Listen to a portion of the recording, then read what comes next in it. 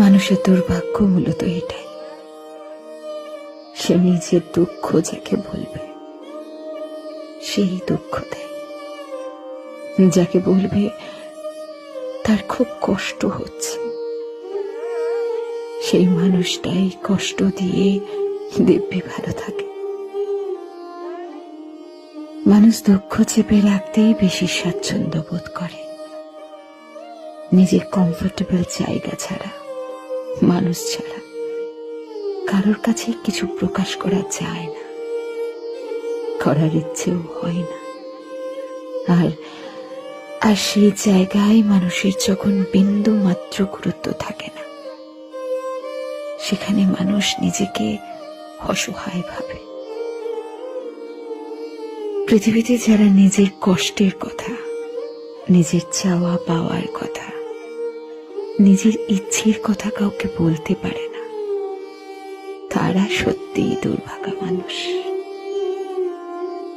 আমরা বাইরে থেকে মানুষটাকে দেখে ভাবি মানুষটা গম্ভীর, আসলে সেই মানুষটাই বলতে চায়, খুব করে বলতে চায়।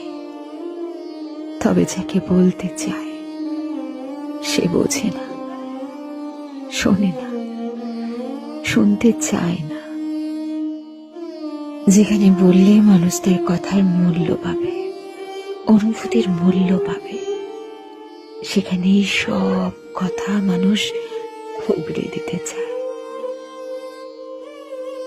যাদের একটা মনোযোগী শোনার মানুষ আছে, তাদের কোনো দুঃখ নেই।